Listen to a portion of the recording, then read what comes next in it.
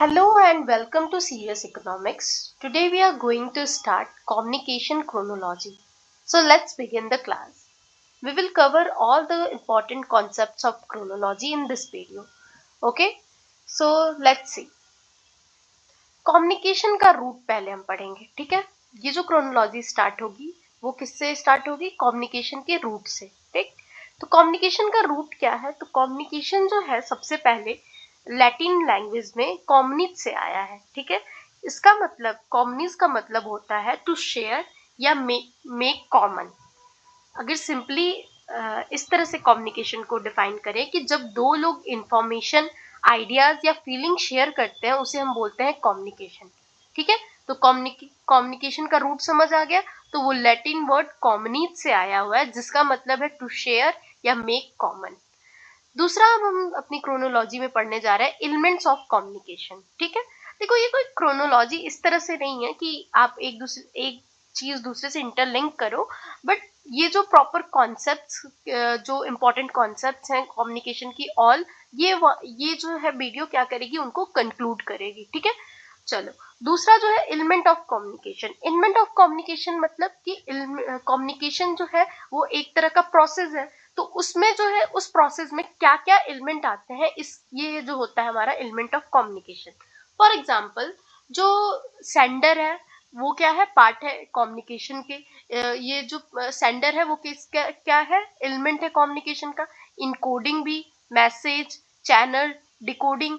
फिर आप इसके बाद अब आ जाता है दूसरी साइड, लाइक दिस इज कि कोई मैसेज भेज रहा है उसके साइड इतनी प्रोसेस होती है, और जो मैसेज रिसीव कर रहा है उसके side receiver, feedback, noise, context, ये प्रोसेस आ जाता है। फॉर एग्जाम्पल, अगर लेके देखें कि मैं अगर बोल रही हूँ हेलो स्टूडेंट्स, ठीक है, तो मैं कौन हूँ? मैं हूँ सेंडर, ठीक है। मैं क्या हूँ? सेंडर हूँ। और जब ये हेलो स्टूडेंट जो है मेरे थॉट्स को मैंने वर्ड में कन्वर्ट करा, तो उसे क्या कहा गया? इनकोडिंग को, ठीक है। मुझे हेलो स्टूडेंट बोलना है, इस थॉट को मेरे पहले दिमाग में आया, तो मैं जो हूँ सेंडर हूँ, और जब मैं उस थॉट को बोल रही हूँ, कन्वर्ट कर रही हूँ वर्ड्स में, तो वो क्या हो गया? इनकोडिंग हो गया। देन जो मेरा मैसेज है वो क्या है? हेलो स्टूडेंट, ठीक है, ये मेरा मैसेज हो गया। और चैनल क्या है? तो चैनल कभी मोबाइल हो सकता है, कभी कोई फ्रेंड, आप फेस टू फेस कम्युनिकेशन कर सकते हो, कुछ भी चैनल हो सकता है, माध्यम कुछ भी हो सकता है। पर यहाँ पे माध्यम क्या है? यूट्यूब हमारा माध्यम है, ठीक है। एंड डिकोडिंग का मतलब कि आप जब जो हो क्या सुनकर समझ रहे हो, ठीक है। तो चैनल के बाद जो डिकोडिंग का प्रोसेस आता है, अब यहाँ पे जो है रिसीवर का काम आ जाता है। मैं जो हूँ सेंडर हूँ, मैंने कोई अपने थॉट को इनकोड करके वर्ड्स में डाला, इनकोडिंग किया, देन मैंने मैसेज को, जो मेरा मैसेज है हेलो स्टूडेंट, वो जो है पहुंचाया किसके थ्रू? चैनल के थ्रू, जो कि यूट्यूब है। एंड जो रिसीवर है, अब आप जो देख रहा है ये वीडियो, वो क्या करेगा? इस मैसेज को डिकोड करेगा। डिकोड करके वो इस चीज को डिकोड करके जो रिसीवर है इस पे अपना फीडबैक देगा, या तो कमेंट देगा कि नहीं अच्छा है, नहीं तो बुरा है, कुछ तो जो भी फीडबैक देगा वो क्या होगा? फीडबैक का प्रोसेस होगा। एंड बीच में जो है डिस्टरबेंस आ जाए, जैसे मान लो नेटवर्क इशू आ जाए, या बैकग्राउंड में कोई साउंड हो, चल रहा हो, तो उसे क्या कहते हैं? नॉइज कहते हैं। इन बिटवीन दिस प्रोसेस अगर इस तरह की कोई चीज होती है तो उसे हम नॉइज कहते हैं। एंड और कम्युनिकेशन जो है वो किस सिचुएशन में हो रहा है उसे कहते हैं कॉन्टेक्स्ट, ठीक है। तो ये सारे जो है एलिमेंट है कम्युनिकेशन के, और इन एलिमेंट से ही बन के बहुत सारी थ्योरीज बनी है जो कम्युनिकेशन की, जिसमें किसी में 3 लिया गया है, किसी में 2 एलिमेंट्स लिए गए हैं, किसी में फुल एलिमेंट लिया गया है, ठीक है। आगे चल के देखते हैं अब नेक्स्ट जो हमारा है क्रोनोलॉजी में की कैरेक्टरिस्टिक्स। हमने पहले रूट को कवर किया, एलिमेंट को कवर किया कम्युनिकेशन के, अब उसके हम कैरेक्टरिस्टिक्स को जानने चल रहे हैं, ठीक है। तो कम्युनिकेशन की कुछ इंपॉर्टेंट कैरेक्टरिस्टिक्स होती हैं, जैसे कि two way, purposive, irreversible, inevitable, transactional, symbolic, contextual, ठीक है। तो ये कुछ कैरेक्टरिस्टिक हैं कम्युनिकेशन की। टू वे का मतलब है कि कम्युनिकेशन तब कंप्लीट होता है जब फीडबैक भी मिलता है, ठीक है, तो वो होता है टू वे। दूसरा पर्पोजिव का मतलब कि हर कम्युनिकेशन का कोई पर्पस होता है, ठीक है। इरिवर्सिबल, इरिवर्सिबल का मतलब है कि एक बार वर्ड बोल दिया तो वापस नहीं लिया जा सकता है, ठीक है। इनएविटेबल, जो इनएविटेबल का मतलब कि हम कम्युनिकेशन किए बिना रह ही नहीं सकते हैं, ठीक है। एंड ट्रांजेक्शनल मतलब दोनों पार्टीज एक साथ, सेंडर और रिसीवर दोनों एक साथ बनती हैं। एंड सिंबलिक मतलब कि वर्ड, जेस्टर और सिंबल्स का यूज होता है, सिंबलिक। कॉन्टेक्चुअल का मतलब कि हर कम्युनिकेशन जो है कॉन्टेक्स्ट पर डिपेंड करता है, ठीक है। तो these are the key characteristics of आपके कम्युनिकेशन के, ठीक है। देन आता है फोर्थ। फोर्थ जो है हम देखेंगे क्या, सेमोटिक्स फाउंडर्स, ठीक है। तो फाउंडर्स ऑफ सेमोटिक्स मतलब, सेमोटिक्स का मतलब है साइन और सिंबल्स की स्टडी को बोलते हैं हम सेमोटिक्स। क्या बोलते हैं, साइन और सिंबल्स की स्टडी को हम बोलते हैं सेमोटिक्स। तो इनमें जो है कौन कौन इन साइंस और सिंबल के जो फादर है उनके बारे में देखते हैं, ठीक है। तो पहला आता है फेर्डिनंद डी सॉसर, ठीक है। फेर्डिनंद डी सॉसर जो ये है, इन्होंने कम्युनिकेशन को दो पार्ट में डिवाइड किया था। कौन कौन सा, सिग्निफायर एंड सिग्निफाइड, ठीक है। जो डी सॉसर है, फर्दिनंद डी सॉसर, इन्होंने कम्युनिकेशन को जो है दो पार्ट में डिवाइड किया था, सिग्निफायर एंड सिग्निफाइड। मतलब सिग्निफायर मतलब वर्ड या इमेज हो गया, कोई फॉर्म हो गया, ठीक है। तो वर्ड और इमेज जो होगा वो क्या करेगा, सिग्निफायर होगा। और सिग्निफाइड मतलब उसका जो मतलब निकालेंगे हम उस वर्ड का, ठीक है। तो वो क्या हो जाएगा, मीनिंग जो हो जाएगा वो सिग्निफाइड होगा, और वर्ड और इमेज क्या होगा, सिग्निफायर होगा, ठीक है। तो इन्होंने कम्युनिकेशन को दो पार्ट में डिवाइड किया था, कौन कौन से, सिग्निफायर और सिग्निफाइड में, ठीक है। अच्छा, फॉर एग्जाम्पल अगर कोई वर्ड रोज है, रोज जो है वो एक वर्ड है, उससे क्या, वो वर्ड जो रोज है वो क्या वो सिग्निफायर होगा, ठीक है। पर सिग्निफाइड क्या कर रहा है, मतलब उससे मीनिंग क्या निकल रहा है कि लव का आइडिया जो है वो किससे आता है, रोज से आता है, ठीक है। तो ये क्या हो जाएगा, सिग्निफाइड, ठीक। तो ये है फेर्डिनैंड डी सॉसर का, जिन्होंने क्या किया था, कम्युनिकेशन को दो पार्ट में डिवाइड कर दिया था, सिग्निफायर एंड सिग्निफाइड, ठीक है। और इसमें क्या इंपॉर्टेंट और है कि लिंग्विस्टिक एंड डाइडिक, इनका जो थ्योरी था वो लिंग्विस्टिक एंड डाइडिक था, ठीक है। इसके बाद आते हैं चार्ल्स सीएस पियर्स, ठीक है। सीएस पियर्स, इनका फुल नेम था चार्ल्स सैंडर्स। चार्ल्स सैंडर्स ने, इन्होंने क्या दिया है, इन्होंने ट्राइडिक मॉडल दिया है, ट्राइडिक मॉडल, ठीक है। फ्रेंडिन दी सॉसर ने लिंग्विस्टिक एंड डाइडिक मॉडल कह, इसकी इनकी मॉडल को कहा जाता है लिंग्विस्टिक और डाइडिक मॉडल। तो अगर पूछ दे कि डाइडिक मॉडल किसने दिया है, देखो ये दोनों मॉडल जो है ब्रॉडली किस में आते हैं, सिमोटिक में आते हैं। सिमोटिक मतलब साइन और सिंबल से रिलेटेड ही कॉन्सेप्ट देते हैं ये दोनों मॉडल, ठीक है। तो फ्रेडिनंद दी सॉसर जो है, फ्रेडिनंद जो है वो क्या दे रहे हैं, लिंग्विस्टिक और डाइडिक दे रहे हैं। और सीएस पियर्स मतलब चार्ल्स सेंडर पियर्स जो है, इन्होंने ट्राइडिक मॉडल दिया है, ठीक है, डाइडिक एंड ट्राइडिक मॉडल। तो ट्राइडिक मॉडल में इन्होंने क्या बात की है सीएस पियर्स ने, तो इन्होंने रिप्रेजेंट मैन के बारे में बात की है, ऑब्जेक्ट एंड इंटरप्रेटेंट के बारे में बात की है, ठीक है। यानी साइन, ऑब्जेक्ट और मीनिंग के बीच रिलेशनशिप बताया है इन्होंने, सीएस पियर्स ने, ठीक है। चार्ल्स सेंडर पियर्स ने क्या बताया है, साइन और ऑब्जेक्ट के बीच में, साइन, ऑब्जेक्ट और मीनिंग के बीच में रिलेशनशिप बताया है, ठीक है। ओके, पियर्स के जो थे, अब हम देखेंगे फिफ्थ जो है, Peirce three sign types. Peirce के तीन साइन टाइप्स देखेंगे, ठीक है। ये जो चार्ल्स सेंडर पियर्स के हम लोग ट्राइडिक मॉडल पढ़ रहे थे, उन्हीं का जो है तीन साइन टाइप है, उसे देखते हैं, ठीक है। ओवरऑल मुझे समझ आ रहा, मतलब ओवरऑल मुझे लग रहा है सिमोटिक फाउंडर्स जो है वो क्लियर हो जाने चाहिए, कि जिसमें दो थ्योरी थी, एक तो डाइडिक और एक थी ट्राइडिक, ठीक है। डाइडिक जो थी वो फ्रेडिनंदन डी सॉसर से रिलेटेड थी, जो कि सिग्निफायर एंड सिग्निफाइड की बात करते हैं। एंड जो चार्ल्स सॉसर पियर्स हैं, उन्होंने ट्राइडिक मॉडल दिया है, जो कि रिप्रेजेंट में, मतलब ये जो चार्ल्स सेंडर पियर्स की, जो सीएस पियर्स की जो थ्योरी है ट्राइडिक मॉडल, ये रिलेटेड है साइन, ऑब्जेक्ट और मीनिंग के बीच के रिलेशनशिप से, ठीक है, रिप्रेजेंटमेंट, ऑब्जेक्ट एंड इंटरप्रेटेंट, ठीक है। अब आते हैं फिफ्थ जो है हमारा Peirce three sign type. Peirce three sign type जो है वो क्या है, इसमें आइकन, इंडेक्स एंड सिंबल, इन तीन चीजों के बारे में बात हुई है। आइकन मतलब जो रिजेंबल करे, ठीक है। मतलब एक आइकन मतलब एग्जांपल मान लो पासपोर्ट फोटो, ठीक है, वो क्या रिजेंबल कर रही है, पासपोर्ट फोटो क्या हो जाएगी, आइकन हो जाएगी। इंडेक्स की बात करें तो कॉज एंड अफेक्ट का रिलेशनशिप बताता है, कॉजल लिंक, ठीक है।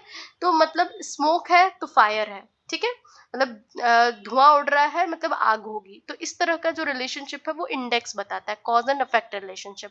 सिंबल के बारे में बात करें तो सिंबल जो है वो क्या है, मीनिंग मतलब सिंबल जो है आर्बिट्री एंड कन्वेंशनल है, मतलब मीनिंग सोसाइटी डिसाइड करती है सिंबल का, ठीक। कोई भी सिंबल है सोसाइटी डिसाइड करेगी कि इस सिंबल का क्या मीनिंग होगा। एग्जांपल नेशनल फ्लैग हुआ या ट्रैफिक सिग्नल्स हुआ, ये सब कोई हर एक सोसाइटी डिसाइड करती है अपने हिसाब से, ठीक।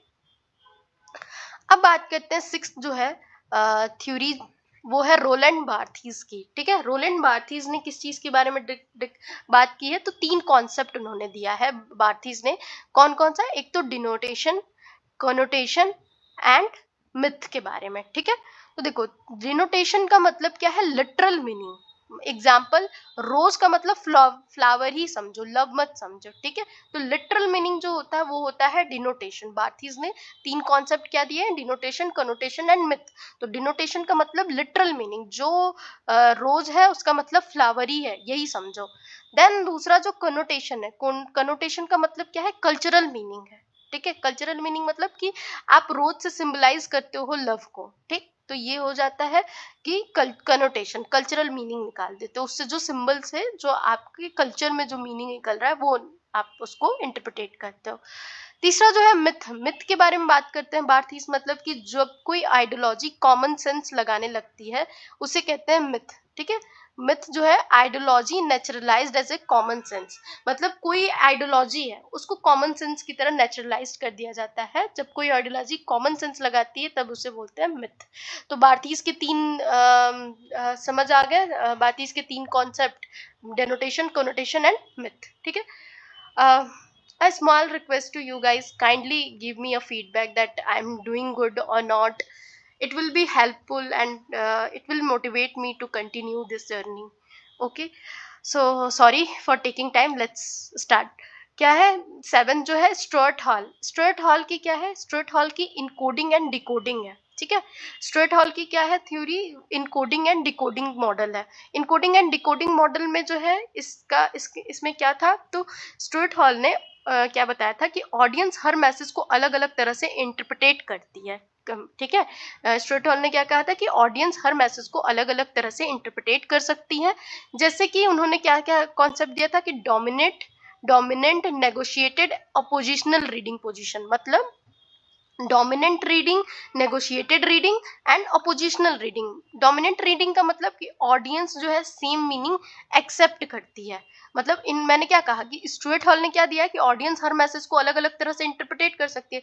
तो पहला जो डोमिनेंट रीडिंग में उस वो सेम समझ रही है जो मैं बोल रहा हूँ, ठीक है, जितना मैं बोल रही हूँ उतना ही बस ले समझ रही है, ठीक है, तो वो डोमिनेंट रीडिंग है। नेगोशिएटेड रीडिंग में पार्शियली अग्री कर रही है, ठीक है। एक तो डोमिनेंट रीडिंग में फुली अग्री कर गई, जितना मैं बोल रही हूँ उतना उसको समझ भी आ गया और अग्री भी कर रही है। नेगोशिएटेड में पार्शियली अग्री कर रही है, पार्शियली नहीं कर रही है, ठीक है। और पोजिशनल में कंप्लीटली ही डिसअग्री कर दे रही है, ठीक है। तो ये हो गया स्टुअर्ट हॉल की इनकोडिंग डिकोडिंग थ्योरी या मॉडल कह लो। देन आते हैं non verbal types. Non verbal types communication के बारे में देखते हैं, ठीक है। तो ये देखो सिमेटिक फाउंडर से लेके स्टुअर्ट हॉल तक ये जो थी ये कम्युनिकेशन की कुछ थ्योरीज थी, ठीक है। और ये कम्युनिकेशन के रूट एलिमेंट एंड की कैरेक्टरिस्टिक्स एक तरह के कम्युनिकेशन के कॉन्सेप्ट हैं जो हमने स्टार्ट किया था। अब यहाँ से भी देखो नॉन वर्बल टाइप जो है, नॉन वर्बल टाइप जो है कम्युनिकेशन का कॉन्सेप्ट है जिसमें वर्बल एंड नॉन वर्बल जो है कम्युनिकेशन पढ़ते हैं। मेन जो इंपॉर्टेंट है वो है नॉन वर्बल। तो नॉन वर्बल कम्युनिकेशन जो है सिर्फ वर्ड से नहीं होता है, फिर किस किस फॉर्म में हो सकता है वर्ड के अलावा, तो हम इसे पढ़ते हैं निसिस, किनेसिस, प्रोक्सिमिक्स, हैप्टिक्स, पैरालैंग्वेज, क्रोनोमिक्स, ऑसिलिस। देखो किनेसिस मतलब कि बॉडी लैंग्वेज के थ्रू जो आप कम्युनिकेशन कर रहे हो वो होता है किनेसिस। प्रोक्सिमिक्स जो होता है वो किससे होता है, पर्सनल स्पेस में आप जो कम्युनिकेशन कर रहे हो, ठीक है, पर्सनल स्पेस में जब आप कम्युनिकेशन करते हो वो होता है प्रोक्सिमिक्स। हैप्टिक्स का मतलब होता है कि टच कम्युनिकेशन, मतलब आप टच कम्युनिकेशन, मतलब हैप्टिक्स का मतलब अगर इस तरह से समझो कि आप बहुत ज्यादा खुश होते हो तो हाई फाई देते हो, तो उससे पता चल रहा है कि आप खुश हो, ठीक है। तो इस तरह का एक अलग कम्युनिकेशन हो गया हैप्पीनेस का जो है टच से, ठीक है। तो ये हैप्टिक्स हो गया। पैरा लैंग्वेज मतलब वॉइस टोन से आप करते हो, ठीक। देन आता है क्रोनोमिक्स। क्रोनोमिक्स से टाइम मैनेजमेंट के साथ आप कम्युनिकेशन करते हो, टाइम के साथ कम्युनिकेशन करते हो। एंड ऑक्यूलिसिस, ऑक्यूलिसिस मतलब आई कांटेक्ट से कम्युनिकेशन करते हो, ठीक है। देखो इसमें बहुत मतलब याद रखने की जरूरत नहीं है, बस याद रखना कि किस जो कम्युनिकेशन है वो किस यूज में आता है, क्योंकि एक तो ये किनेसिस एंड प्रोक्सिमिक्स पूछ चुका है, हैप्टिक्स शायद पूछा भी हो एंड या पूछ सकता है, ठीक है। तो इनसे जो है रिलेटेड बस जान लेना कि यूज किस लिए आता है। तो पैरा लैंग्वेज वॉइस कम्युनिकेशन जब करते हैं तो पैरा लैंग्वेज होता है। क्रोनोमिक्स जो है टाइम से जब कम्युनिकेशन करते हैं तो क्रोनोमिक्स। ऑसिलिस जो है यहाँ पे आई कांटेक्ट है, ठीक है। आई कांटेक्ट से जब हम कम्युनिकेशन करते हैं तो ऑसिलिस का यूज करते हैं, ठीक है। एंड प्रोक्सिमिक स्पेस हॉल और किनेसिस बॉडी, ठीक। अब बात करते हैं नाइन्थ जो है मेहरबियन रूल। मेहरबियन रूल क्या है? तो ये जो मेहरबियन रूल है ये इमोशनल कम्युनिकेशन में यूज होता है, ठीक है। जिसमें 7% ऑफ वर्ड्स का रहता है यूज, 30%, 38% वॉइस टोन का एंड 55% बॉडी लैंग्वेज पे, ठीक है। मतलब याद रखो इसमें जो है 7, 38, 55 का रूल है। सिंपल बात है ना कि मेहरबियन रूल क्या बता रहा है? मेहरबियन रूल ये बता रहा है कि जब आप इमोशनल होते हो तो आप 7% बस बात बोलते हो, ठीक है। बाकी आपकी वॉइस टोन लड़खड़ाती है, 50% आपकी बॉडी लैंग्वेज से पता चल रहा है कि आप हाईली वनरेबल हो इस टाइम, ठीक है। तो ये है मेहरबियन रूल। देन बात करते हैं टेंथ। टेंथ जो है level of communication. Level of communication जो है वो क्या क्या है? तो इंट्रापर्सनल, इंटरपर्सनल, ग्रुप, ऑर्गेनाइजेशनल और मास, ठीक है। तो कितने लेवल है? 1, 2, 3, 4, 5, 5 लेवल पे कम्युनिकेशन हो रही है। इंटरपर्सनल मतलब कि लेवल ऑफ कम्युनिकेशन में देखो कम्युनिकेशन जो है ग्रेजुअली एक्सपेंड होती है, ठीक है। तो इंटरपर्सनल में खुद से बात करना, इंटरपर्सनल में दो लोगों के बीच बात होना, ग्रुप में छोटे ग्रुप में बात होना, ऑर्गेनाइजेशनल में ऑर्गेनाइजेशन के अंदर बात होना, एंड मास में लार्ज ऑडियंस तक, example TV, newspaper and YouTube के थ्रू, ठीक। इसके बाद बात करते हैं 11 जो है, 11 हमारा कॉन्सेप्ट है वो है ऑर्गेनाइजेशनल कम्युनिकेशन। तो ऑर्गेनाइजेशन में कम्युनिकेशन के 5 डायरेक्शन होते हैं। कौन कौन से? तो पहला जो है डाउनवर्ड, दूसरा अपवर्ड, तीसरा हॉरिजेंटल, चौथा डायगोनल एंड पांचवा ग्रेपवाइन, ठीक है। अब देखो ये इंपॉर्टेंट है तो ध्यान से देखना। तो डाउनवर्ड जो है वो क्या है? बॉस और एम्प्लॉय के बीच होता है, ठीक है। बॉस और एम्प्लॉय के बीच क्या होता है? डाउनवर्ड, ठीक। अपवर्ड में क्या होता है? एम्प्लॉय से बॉस जाता है, ठीक है। यहाँ बॉस से एम्प्लॉय हो रहा था, यहाँ एम्प्लॉय से बॉस जाएगा, ठीक है। इसके बाद आता है हॉरिजेंटल। हॉरिजेंटल में सेम लेवल के एम्प्लॉयज, देखो ना बस ग्राफ से देख लो, यहाँ एक ग्राफ ड्रॉ करते हैं, अब यहीं से समझ आ जाएगा कि देखो बॉस और एम्प्लॉय के बीच अगर होगा तो बॉस और एम्प्लॉय के बीच मतलब बॉस जो होगा वो हायर लेवल पे होगा और एम्प्लॉयज जो है लोअर लेवल पे। तो इस तरह के कम्युनिकेशन को हम डाउनवर्ड बोलेंगे। डाउनवर्ड ही आ रहा है ना, डाउनवर्ड आ रहा है। और अगर मान लेते हैं कि ये यही उल्टा हो जाए, ठीक है, यही उल्टा हो जाए, अगर एम्प्लॉय से बॉस की तरफ जाए तो अपवर्ड हो रहा है, अपवर्ड कम्युनिकेशन, सिंपल। और अगर यही मान लेते हैं कि हॉरिजेंटल हो जाए कम्युनिकेशन, हॉरिजेंटल, ठीक है। तो हॉरिजेंटल मतलब स्ट्रेट है, मतलब सेम लेवल पे हो रहा है, सब लोग सेम है, सब लोग जैसे होता है ना जीरो परफेक्ट, सब लोग सेम लेवल पे कम्युनिकेशन कर रहे हैं। हॉरिजेंटल जो है सेम लेवल एम्प्लॉय पे, ठीक है। एंड डायगोनल, डायगोनल जो कम्युनिकेशन होगा वो किस पे होगा? डिफरेंट डिपार्टमेंट पे। तो डायगोनल हम जानते हैं ना, डायगोनल ऐसे बनाते हैं, तो डिफरेंट लेवल के डिफरेंट डिपार्टमेंट पे जो होगा वो डायगोनल होगा, ठीक है।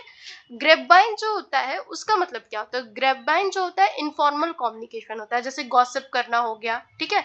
ये सारी चीजें क्या है? ग्रेपवाइन। आप किसी ऑर्गेनाइजेशन में बैठ के अगर गॉसिप कर रहे हैं तो वो क्या हो जाता है? ग्रेपवाइन, जो फॉर्मल कम्युनिकेशन नहीं होता है, इनफॉर्मल होता है, ठीक है। 75% एक्यूरेट होता है, बाकी सब मतलब केथ डेविस के अकॉर्डिंग जो ग्रेपवाइन है लगभग 75% एक्यूरेट होता है, तो मतलब बाकी उसमें फालतू बात ही रहती है एक तरह से, ठीक है। तो ये है ग्रेपवाइन कम्युनिकेशन, ठीक है। समझ लेते हैं एक बार और। ऑर्गेनाइजेशनल कम्युनिकेशन में हमने देखा downward, upward, horizontal, there is no vertical communication. Actually मैंने भी ध्यान नहीं दिया, ठीक है। तो downward, upward, horizontal, diagonal, grapevine. और डाउनवर्ड में बॉस से एम्प्लॉय, अपवर्ड में एम्प्लॉय से बॉस, हॉरिजेंटल में सेम लेवल पे, डायगोनल में डिफरेंट डिपार्टमेंट पे, एंड ग्रेपवाइन जो है वो इनफॉर्मल एंड गॉसिप कम्युनिकेशन कह सकते हैं। देन 12 आता है हमारा सिंक्रोनस वर्सेस असिंक्रोनस, ठीक है। तो सिंक्रोनस वर्सेस असिंक्रोनस की बात करें तो सिंक्रोनस कम्युनिकेशन जो है वो रियल टाइम कम्युनिकेशन होता है, ठीक है। फेस टू फेस या फोन पे जब आप रियल टाइम में बात करो वो है सिंक्रोनस कम्युनिकेशन, ठीक है। असिंक्रोनस कम्युनिकेशन डिले के साथ कम्युनिकेशन होना। एग्जांपल में आप ईमेल दे रहे हो, लेटर दे रहे हो, रिकॉर्डेड मैसेज भेज रहे हो, ये सब असिंक्रोनस हो गया। देन 13 आता है सेनन विबर का मॉडल। सेनन विबर का मॉडल क्या है? तो सेनन विबर का मॉडल जो है, देखो अब तक हमने क्या समझा इतने देर में, हमने अभी कॉमनीज मतलब कम्युनिकेशन, कॉमनीज के बारे में, कॉमनीज से कम्युनिकेशन आया है, कम्युनिकेशन प्रोसेस के बारे में पढ़ा, कैरेक्टरिस्टिक्स देखा, सॉसर, पियर्स, बार्थीज, स्ट्रूट हॉल, ठीक है, इन लोग की थ्योरी देखी। देन नॉन वर्बल टाइप्स देखे, मेहरबियन रूल के बारे में पढ़ा, लेवल ऑफ कम्युनिकेशन हमने देखा कितने होते हैं, 5 होते हैं, ठीक है। एंड ऑर्गेनाइजेशनल कम्युनिकेशन जो है वो कितना टाइप का होता है, ठीक है। तो सिंक्रोनस और असिंक्रोनस के बारे में, तो ये तो अभी बेसिक जो था, ये जो पूरा फ्लो था, ये हमें बेसिक कॉन्सेप्ट समझाता है कम्युनिकेशन का, ठीक है। अब हम देखते हैं कम्युनिकेशन की थ्योरीज और मीडिया थ्योरीज टाइम के साथ कैसे डेवलप हुई हैं, ठीक है। तो देखो अब आते हैं हम सेनन विवर के मॉडल, जो कि 1949 में आया था। सेनन विवर का मॉडल, ठीक है, 1949 में आया था। कम्युनिकेशन के इस मॉडल की बात करें तो सबसे फेमस मॉडल है सेनन विवर का मॉडल, जिसे मदर ऑफ ऑल मॉडल भी कहा जाता है, ठीक है। इसीलिए हमारे एग्जाम में कई बार पूछा भी गया है। इसमें जो है source, encoder, channel, decoder, receiver, ठीक है, इन बीच में एक मतलब ये जो है बीच में एक इंपॉर्टेंट कॉन्सेप्ट ये जो है ये आया, क्या है? नॉइज, ठीक है। Source, encoder, channel, decoder, receiver, और उसके बाद जो एक नॉइज करके जो है एक इंपॉर्टेंट कॉन्सेप्ट आया, ठीक है। यानी कम्युनिकेशन में कोई डिस्टरबेंस आने को नॉइज कहा जाता है, ठीक है। एग्जाम्पल, फोन पर बात करते वक्त अगर नेटवर्क प्रॉब्लम हो जाए तो क्या है, कम्युनिकेशन में नॉइज डिस्टरबेंस आ गया, तो ठीक है। तो ये मॉडल जो है कम्युनिकेशन को टेक्निकल प्रोसेस की तरह एक्सप्लेन करता है, ठीक है।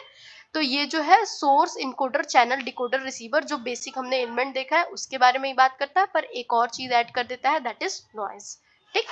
इसके बाद हम बात करते हैं, देखते रहना, जो हमने स्टार्टिंग में कम्युनिकेशन के एलिमेंट पढ़े हैं ना, उन्हीं को बस मैंने पहले ही बोला था, बस एलिमेंट सारे याद रखो, एक एक सेनन विवर जो है एक ऐड करेंगे, फिर एक और कोई आएंगे ऐड करेंगे, ठीक है, और एक कोई डिक्रीज कर देंगे, बस यही होता है। देन आते हैं किसका? स्क्रैम का मॉडल। स्क्रैम का मॉडल क्या कहता है कि उन्होंने कम्युनिकेशन को और रियलिस्टिक बनाया, ठीक है। उन्होंने कहा कि कम्युनिकेशन तब सक्सेसफुल होगा जब सेंडर और रिसीवर का फील्ड ऑफ एक्सपीरियंस सिमिलर हो, ठीक है।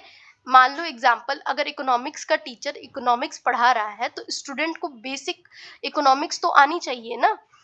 अगर यूजीसी नेट के लिए पढ़ा रहा है तो उसे तो बेसिक इकोनॉमिक्स स्टूडेंट को आनी चाहिए ना। तो इस मॉडल की यही खास बात है कि ये जो है फर्स्ट इंटरेक्टिव मॉडल है, ठीक है, विथ फीडबैक इंक्लूडेड है इसमें, ठीक है। तो स्क्रैम मॉडल में याद रखना फील्ड ऑफ एक्सपीरियंस की बात की गई है कि जो कम्युनिकेशन तभी सक्सेसफुल होगा जब सेंडर और रिसीवर दोनों का ही फील्ड ऑफ एक्सपीरियंस क्या होगा, सिमिलर होगा, ठीक है। देन आते हैं 15 बैरलो का एसएमसीआर मॉडल, ठीक है। तो देखो बैरलो ने कम्युनिकेशन को 4 पार्ट में डिवाइड किया, source, message, channel and receiver, ठीक है। इसमें फीडबैक नहीं इंक्लूड किया, जो कि क्या कहते हैं, देखो सेनन वेवर के मॉडल में source, encoder, channel, decoder, receiver इस तरह से था, ठीक है, और नॉइज एक इंक्लूडेड था। बट जो स्रैम मॉडल में क्या था, फीडबैक इंक्लूडेड हुआ, इनमें नॉइज, इनमें फीडबैक, पर ये जो है फीडबैक घटा देते हैं, ठीक है। बस यही होगा पूरे कम्युनिकेशन की थ्योरी में कि सोर्स, मैसेज, चैनल, रिसीवर, और इसमें कोई फीडबैक नहीं होगा, ठीक है। इसलिए इसे लीनियर मॉडल माना जाता है बैरलो एसएमसीआर का, ठीक। डांस हेलिकल मॉडल देखते हैं। डांस हेलिकल मॉडल जो है वो क्या है? डांस हेलिकल मॉडल, डांस ने कहा कि कम्युनिकेशन जो है स्ट्रेट लाइन नहीं है, जैसे कि बैरलो बोल रहे हैं लीनियर है, ठीक है, तो स्ट्रेट लाइन नहीं है, कम्युनिकेशन एक स्पाइरल है, हेलिकल प्रोसेस है। हेलिकल मतलब क्या होता है? स्पाइरल, ठीक है। तो जो कम्युनिकेशन है एक स्पाइरल और हेलिकल प्रोसेस है। जैसे जैसे एक्सपीरियंस बढ़ता है कम्युनिकेशन भी क्या होता है? इम्प्रूव होता है, ठीक है। तो communication is cumulative over time, ठीक। जैसे जैसे एक्सपीरियंस बढ़ता है कम्युनिकेशन भी इम्प्रूव होता है। फॉर एग्जाम्पल ले लो, बचपन में जो कम्युनिकेशन स्किल थी और आज को कंपेयर करो, दोनों ही एकदम डिफरेंट है। देन बात करते हैं हम यहाँ से मास मीडिया की क्रोनोलॉजी, ठीक है। तो मास मीडिया की क्रोनोलॉजी, क्रोनोलॉजी कह लो या कॉन्सेप्ट, जो भी कहना है। तो अब हम पढ़ने जा रहे हैं मास मीडिया से रिलेटेड चीजें, ठीक। तो अब हम देखेंगे प्रिंटिंग प्रेस। प्रिंटिंग प्रेस जो है वो प्रिंटिंग प्रेस में गुटेनबर्ग 1440, मतलब देखो यहाँ से जो है मास कम्युनिकेशन की जर्नी शुरू हो रही है। तो इसमें जो है गुटेनबर्ग का सबसे इम्पोर्टेंट रोल है मास कम्युनिकेशन में। 1414 में प्रिंटिंग प्रेस उन्होंने इन्वेंट की थी। इससे जो है नॉलेज जो है मासेस तक पहुंचने लगा। छप जो बुक्स थी वो क्या हुई, वो जो है छप के लोगों तक पहुंचने लगा, ठीक है। इंडिया में जो फर्स्ट मास मीडियम था वो कौन सा था? बंगाल गैजेट 1780 में, ठीक है। जो जेम्स अगस्तक, ये जो हिकी है ना, जेम्स अगस्तक इनका नाम था, ठीक है। जेम्स अगस्तक हिकी ने इस जो फर्स्ट इंडियन न्यूज़पेपर को शुरू किया था, जिसका नाम था बंगाल गजट 1780 में आया था, ठीक है। इसके बाद बात करते हैं दूसरा जो है रेडियो, टीवी और वर्ल्ड वाइड वेब के बारे में। तो रेडियो जो है वो 1920 में डेवलप हुआ था केडीके द्वारा, ठीक। केडीके स्टेशन में पहली बार मतलब इसका यूज हुआ था रेडियो का 1920 में, ठीक है। टेलीविजन जो है वो कब हुआ था? टीवी जो है 1926 में डेवलप हुआ था जॉन लॉगी बेयर्ड द्वारा, ठीक। इसके बाद बात करते हैं वर्ल्ड वाइड वेब 1991 में टीम्स बर्लिन ली ने डेवलप किया था। दूरदर्शन जो है 1959 में आया, ठीक है। ये इंडिया का टेलीविजन ब्रॉडकास्टिंग हुआ, ठीक है। तो ये जो 1991 में teams barley world wide web को डेवलप करते हैं, इसके बाद ही इंटरनेट का क्या हो, इंटरनेट रिवोल्यूशन की शुरुआत होती है। वो आईसीटी की क्रोनोलॉजी देखोगे तो समझ आ जाएगा। फिर देखते हैं मैकलुहान की, मार्शल मैकलुहान। अब ये तो मास मीडिया हो गया। मास मीडिया का कौन मतलब समझ लिया हमने कैसे कैसे डेवलपमेंट हुआ इसकी क्रोनोलॉजी। अब यहाँ से जो है थ्योरीज है, किसकी थ्योरीज कौन कौन सी है? मास मीडिया, मीडिया की थ्योरीज है। मीडिया की थ्योरीज में कौन कौन सी हैं? तो मैकलुहान की मैजिक बुलेट थ्योरी है, two step flow, uses and gratification, agenda setting, cultivation theory, spiral of science, सारे ही इंपॉर्टेंट है, ठीक है। तो चलो मीडिया की थ्योरीज देखते हैं। तो मार्शल मैकलुहान की जो है, मैकलुहान का फेमस स्टेटमेंट क्या था? The media is the message, media is the message उनका जो है एक फेमस स्टेटमेंट था मैकलुहान की। मतलब मीडियम खुद ही सोसाइटी को इन्फ्लुएंस करता है, ठीक है। तो और उन्होंने क्या बात की थी? हॉट मीडिया की। हॉट मीडिया मतलब हाई डेफिनेशन, लो ऑडियंस पार्टिसिपेशन, ठीक है। एग्जाम्पल फिल्म, रेडियो, इसका हाई डेफिनेशन है एंड लो पार्टिसिपेशन है, मतलब ऑडियंस नहीं पार्टिसिपेट करती है बट हाईली इन्फ्लुएंशियल है ये फिल्म और रेडियो, ठीक है। कूल मीडिया की बात करें कि लो डेफिनेशन बट हाई पार्टिसिपेशन, जैसे कि टीवी और फोन हो गया, ठीक, टीवी और टेलीफोन हो गया। इसके बाद बात करते हैं मैजिक बुलेट थ्योरी की। ये जो है सबसे पुरानी मतलब मीडिया की थ्योरी है, मैजिक बुलेट थ्योरी। इसके अकॉर्डिंग जो है मीडिया ऑडियंस को डायरेक्टली इन्फ्लुएंस करता है, ठीक है। मीडिया क्या करता है? ऑडियंस को डायरेक्टली इन्फ्लुएंस करता है। ऑडियंस जो होती है इसमें पैसिव होती है, ठीक है। मीडिया जो बोलेगा वो लोग मान लेंगे। एग्जाम्पल प्रोपोगेंडा, प्रोपोगेंडा सेट करना, एक तरह से कह सकते हो कि लेकिन बाद में जो थ्योरी है उसको क्या किया गया? ओवर सिंप्लीफाइड मानकर रिजेक्ट कर दिया गया, ठीक है, इस मैजिक बुलेट थ्योरी को, क्योंकि मतलब इसे जो है बाद में डिस्क्रेडिटेड इसलिए कर दिया गया क्योंकि बोला गया ये बहुत सिंपल थ्योरी है, इसको मतलब मैजिक बुलेट थ्योरी, ठीक है। तो क्या है मैजिक बुलेट थ्योरी? मीडिया जो है ऑडियंस को डायरेक्टली इन्फ्लुएंस करती है, जो मीडिया बोलेगी वो लोग मान लेंगे। देन बात करते हैं टू स्टेप फ्लो थ्योरी की। ये जो है पॉल लेजरफिल्ड 1944 में, लेजरफिल्ड, ठीक है, सॉरी फॉर प्रोनाउंसिएशन, लेजरफिल्ड 1944 में जो है टू स्टेप फ्लो देते हैं थ्योरी, पॉल लेजरफिल्ड। उन्होंने ये कहा था कि मीडिया जो है डायरेक्टली पब्लिक को इन्फ्लुएंस नहीं करती है, ठीक है, फ्लो होता है। कैसे फ्लो होता है? मीडिया जो है ओपिनियन लीडर्स देन पब्लिक। मतलब कि जैसे आज के यूट्यूबर्स, इन्फ्लुएंसर और टीचर्स क्या है, एक ओपिनियन लीडर्स हैं, ठीक है। तो मीडिया जो है opinion leaders and then public तक पहुंचाती है चीजें, ठीक है। तो इस तरह से 2 स्टेप फ्लो में होता है, मीडिया एंड ओपिनियन लीडर के थ्रू पब्लिक तक जो है इन्फ्लुएंस पहुंचता है। देन बात करते हैं यूजेस एंड ग्रेटिफिकेशन थ्योरी, ठीक है। यूजेस एंड ग्रेटिफिकेशन थ्योरी, ये जो 2 स्टेप फ्लो थ्योरी है 1944 में आई है, ठीक है। इसके बाद बात करते हैं किसकी, यूजेस एंड ग्रेटिफिकेशन थ्योरी, जो कि 1974 में आई है। कार्ड्स ब्लूमर एंड ग्रुविच ने दी थी, कार्ड्स ब्लूमर एंड ग्रुविच ने दी थी। ये थ्योरी कहती है कि ऑडियंस पैसिव नहीं होती है, ऑडियंस एक्टिव होती है। लोग मीडिया यूज करते हैं अपनी नीड सेटिस्फाई करने के लिए, ठीक है। इसमें 4 मेजर नीड थे, कौन कौन से, तो 4 मेजर नीड थे, इंफॉर्मेशन पहला, दूसरा आइडेंटिटी, तीसरा इंटीग्रेशन, चौथा एंटरटेनमेंट, ठीक है। इंटीग्रेशन एंड सोशल इंटरेक्शन इसे कह सकते हैं, ठीक है। फिर बात करते हैं एजेंडा सेटिंग की, ठीक है। एजेंडा सेटिंग थ्योरी जो कि 1972 में आई है, एमसी कॉम्स एंड सॉ ने दिया था, जिसमें बात ये होती है कि मीडिया हमें क्या सोचना है ये नहीं बताता है, मीडिया हमें ये बताता है कि किस इशू के बारे में सोचना है, ठीक है। जैसे आजकल इंडियन मीडिया को देख सकते हैं कि जो मेन स्ट्रीम मीडिया है वो हमें बताती है कि जो प्रॉब्लम है उसको छोड़ के जो हम बता रहे हैं उस बारे में सोचो, ठीक है। कि कौन कहाँ गया, कहाँ घूमने गया, that is right now our Indian media, ठीक है। तो क्या है, एजेंडा सेटिंग थ्योरी, जिसमें मीडिया हमें क्या सोचना है ये नहीं बताती है, मीडिया हमें ये बताती है कि किस इशू के बारे में सोचना है, ठीक। इसके बाद बात करें कल्टीवेशन थ्योरी। कल्टीवेशन थ्योरी जो है जॉर्ज गर्बनर ने दी है, ठीक है। कल्टीवेशन थ्योरी किसने दी है, जॉर्ज गर्बनर ने। जिसमें क्या बात होती है कल्टीवेशन थ्योरी में कि हैवी टीवी व्यूअर्स जो है ना दुनिया को ज्यादा डेंजरस समझने लगते हैं, इसको कहते हैं मीन वर्ल्ड सिंड्रोम। इसे बोलते भी है क्या, मीन वर्ल्ड सिंड्रोम। मतलब अगर किसी ने सावधान इंडिया बहुत ज्यादा देख लिया तो वो जो है मतलब पूरी दुनिया को ही डेंजर समझने लगते थे, ठीक है। ऐसा मतलब हर किसी के साथ होता होगा, ठीक है। तो क्या है, जॉर्ज गर्बनर ने क्या बताया कि जो हैवी टीवी देखते हैं वो मीन वर्ल्ड सिंड्रोम के शिकार हो जाते हैं, ठीक है। तो नेक्स्ट अब देखते हैं स्पाइरल ऑफ साइलेंस के बारे में। स्पाइरल ऑफ साइलेंस थ्योरी ये भी 1974 में आई है, ठीक है। इसको किसने दिया है, एलिजाबेथ नॉलन न्यूमैन ने, ठीक है। एलिजाबेथ नॉलन न्यूमैन ने दिया है। इसमें स्पाइरल ऑफ साइलेंस में थ्योरी में ये बात होती है कि अगर किसी व्यक्ति को लगे कि उसकी ओपिनियन माइनॉरिटी में है तो वो चुप रहना पसंद करता है, ठीक है। और मेजोरिटी वाले क्या करते हैं, ओपनली बोलते हैं। इस प्रोसेस को कहते हैं स्पाइरल ऑफ साइलेंस, ठीक है। Minority stay silent and majority speaks up, ठीक। इसके बाद बात करते हैं गेट कीपिंग थ्योरी की। गेट कीपिंग थ्योरी क्या है, गेट कीपिंग थ्योरी जो है 1943 में आई है। क्या कॉन्सेप्ट दिया है इन्होंने, कुर्ट ल्यूइन ने एंड डेविड मैनिंग वाइट ने, ठीक है।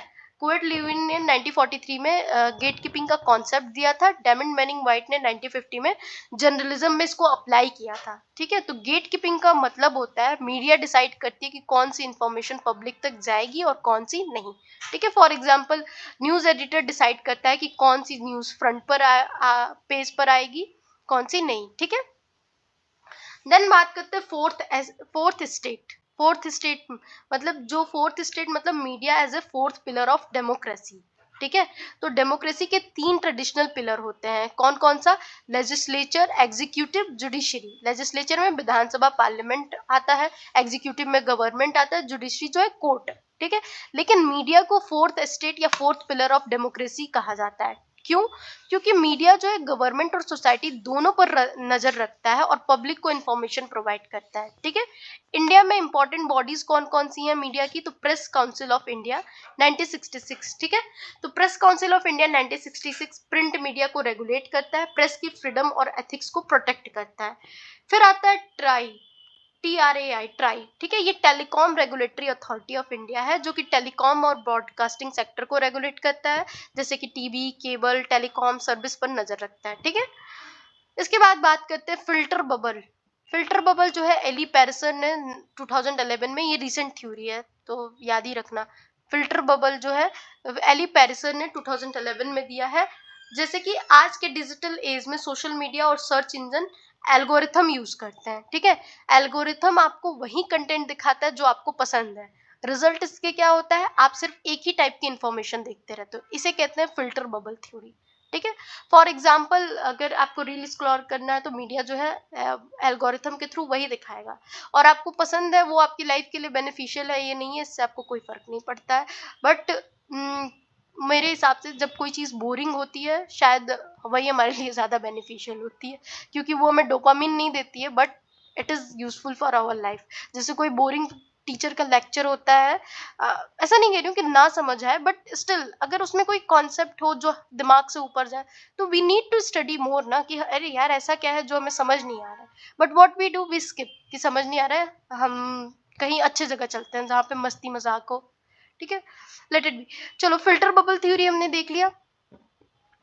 अब इसके बाद बात करते हैं मतलब एल्गोरिथम से रिलेटेड है फिल्टर बबल थ्योरी। ठीक है, अब हम देखते हैं प्रोपोगेंडा टेक्निक, आईपीए। आईपीए क्या है? तो प्रोपोगेंडा टेक्निक का मतलब है कि कोई भी लोगों की ओपिनियन को इन्फ्लुएंस करना। Institute for propaganda analysis IPA करके है, उन्होंने 7 फेमस टेक्निक बताई है, जिसमें है included name calling, glittering, transfer, testimonial, plain folk, card stacking and bandwagon. ठीक है, तो नेम कॉलिंग का मतलब कि ओपोनेंट को निगेटिव लेबल देना। ठीक है, किसी को देशद्रोही, एंटी नेशनल बोल देना। ग्लिटरिंग का मतलब अट्रैक्टिव वर्ड यूज करना, जैसे डेवलपमेंट, फ्रीडम, प्रोग्रेस, सबको अच्छा लगता है लेकिन क्लियर मीनिंग नहीं होता है इनका। ठीक, ट्रांसफर की बात करें तो किसी रिस्पेक्टेड सिंबल की इमेज ट्रांसफर करना। ठीक है, जैसे नेशनल फ्लैग के साथ एडवर्टाइजमेंट करना। टेस्टिमोनियल मतलब फेमस पर्सनालिटी इंडोर्समेंट, अगर सेलिब्रिटी किसी प्रोडक्ट को रिकमेंड करे तो इस तरह से क्या होता है, लोगों पे ज्यादा इन्फ्लुएंस पड़ता है। ये सब क्या है, प्रोपोगेंडा टेक्निक है। ठीक है, जो कि 7 उन्होंने दिया है आईपीए ने। प्लेन फॉक्स मतलब लीडर खुद को कॉमन आदमी दिखाए। ठीक है, पॉलिटिशियन चाय पीते हुए या गांव में बैठकर फोटो खिंचवाए, इस तरह से क्या होता है, इसे बोलते हैं प्लेन फॉक्स। ठीक है, प्रोपोगेंडा सेट करना। देन कार्ड स्टेकिंग का मतलब होता है सिर्फ पॉजिटिव फैक्ट दिखाना और निगेटिव फैक्ट को छुपा देना। ठीक है, एडवर्टाइजमेंट अगर करें और सिर्फ बेनिफिट बताएं, ठीक है, और उसके में ये बताना छोड़ दें कि इसमें कितना शुगर है, कैलोरी है, और क्या पाम ऑयल यूज है, क्या है। ठीक है, इस तरह की चीजें। फिर बैंडवेगन की बात करें तो सब लोग कर रहे हैं इसलिए आप भी करो।